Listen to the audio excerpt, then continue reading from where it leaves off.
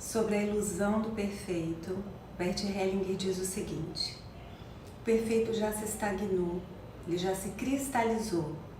Então, só o imperfeito tem futuro. O imperfeito é aquilo que está sendo construído, é aquilo que está diante de mim. O imperfeito é o que me leva até o outro ponto, até o próximo nível. É exatamente para onde eu cresço. Eu sou Ellen Gala, sou psicóloga, autora da AIS, Abordagem Integral Sistêmica, e nesse vídeo eu vou te ajudar a entender um pouquinho mais sobre ansiedade.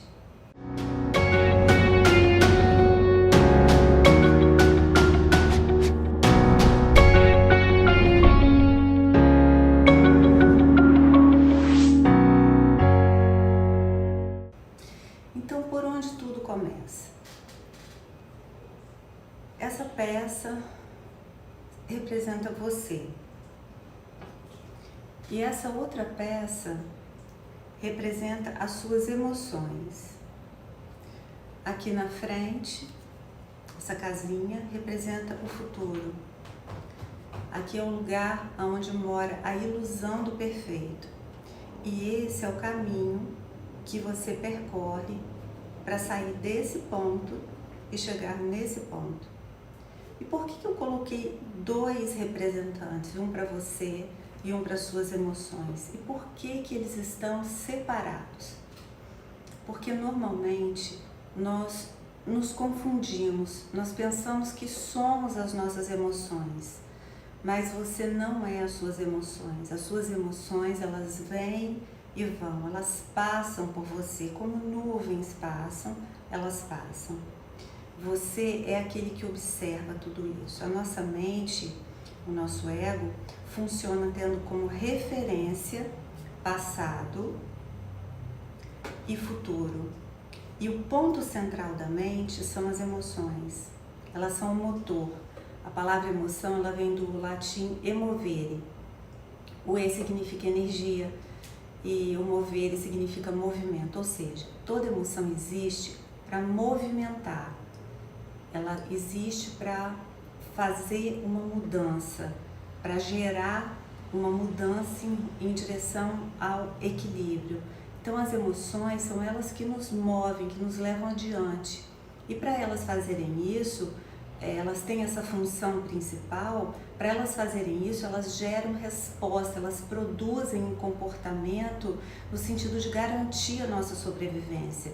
Então tem muitos autores que falam disso, tem muitas teorias. Alguns falam que são 4 emoções básicas, outros 5, outros falam que são 6, 7, enfim. Isso pra gente não é relevante aqui. Basicamente, nós temos 4 emoções básicas: medo, raiva, tristeza e alegria. E tudo mais que a gente sente são derivações dessas emoções. A gente costuma confundir emoção com sentimento. E qual que é a diferença entre emoção e sentimento? As emoções, elas produzem uma reação física, uma resposta do nosso corpo. Por exemplo, quando o medo se manifesta, ele produz no meu corpo uma alteração. Então muda a minha frequência cardíaca, aí a minha respiração se altera, eu tenho sudorese, tenho tremor. Então a ansiedade, ela é um sentimento que está relacionado à emoção medo.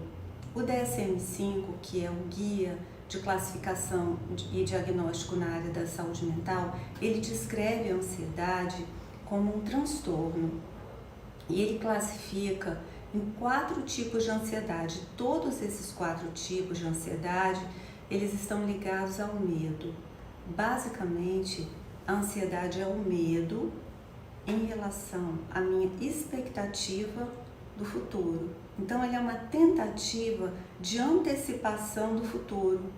E o comportamento que acontece como resposta emocional é que eu me preocupo em relação a esse caminho que eu percorro.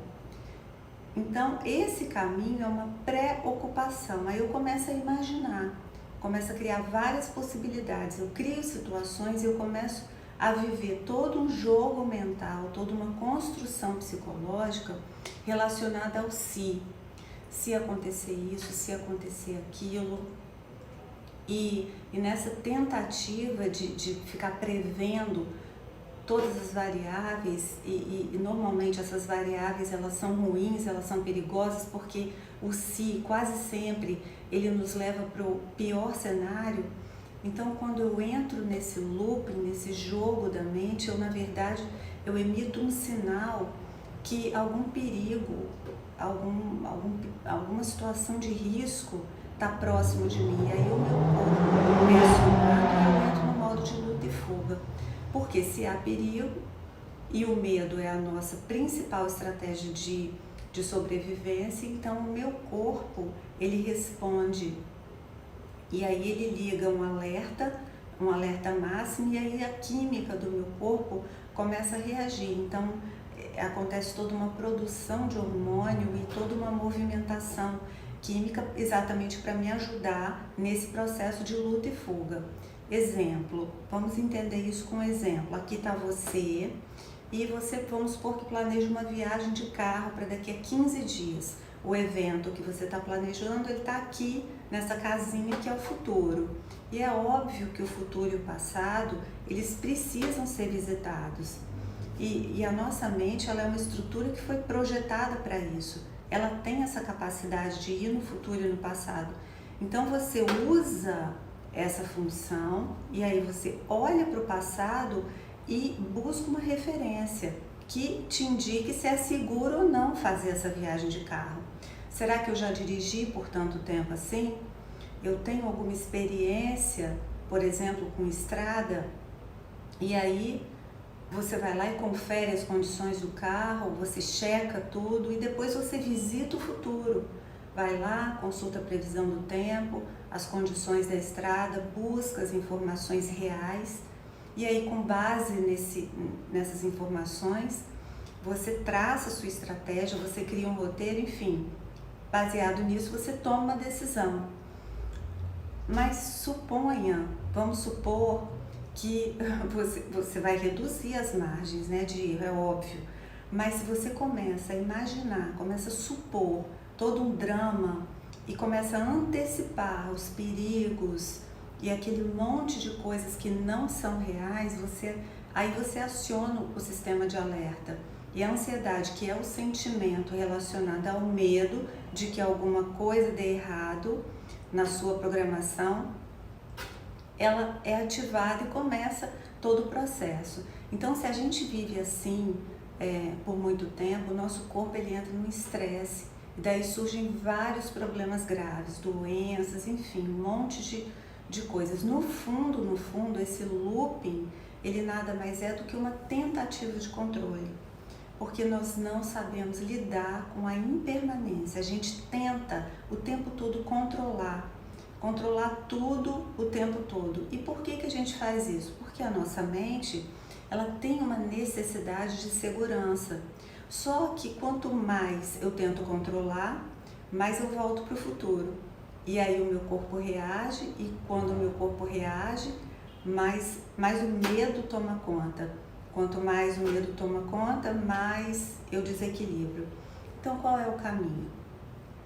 Como é que eu faço para fazer esse caminho de volta da casa do futuro para o aqui e agora?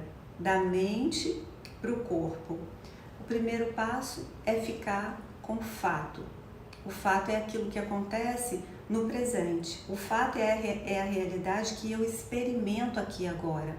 Então eu preciso trazer a minha mente desse ponto para esse ponto, para o momento presente, para o aqui e agora. E manter a mente no presente é um exercício, é uma capacidade que a gente desenvolve com muita prática. E como toda prática é treino, o nosso cérebro é um órgão, é físico. A via por meio da qual eu me mantenho no presente é a respiração. A nossa respiração é o controle remoto da nossa mente. Tem uma fala na prática do yoga que diz assim: o corpo segue a mente e a mente segue a respiração. A respiração é capaz de ajudar exatamente a fazer esse caminho de volta do futuro, aonde está a ansiedade, para o momento presente. E a única estrutura capaz de ficar no presente é o nosso corpo. Aqui são as suas emoções e aqui são os seus pensamentos. Do mesmo jeito que você não é as suas emoções, do mesmo jeito que elas vêm e vão, você também não é os seus pensamentos e eles também vêm e vão. Então o exercício é se colocar como observador de si mesmo, porque criar uma batalha contra a mente só vai te estressar mais. A mente ela deve ser direcionada e é para isso que existe foco. Então quando você percebe com a autoobservação qualquer sinal de ansiedade, observa tudo o que você está sentindo e relaxa nesse lugar, respira bem aí nesse lugar. Leva sua atenção para a sua respiração, fica aí por alguns minutos, começa a perceber a diferença. Isso pode te ajudar muito se você fizer disso uma prática. Eu espero que esse conteúdo tenha te ajudado. Um beijo e até o próximo vídeo.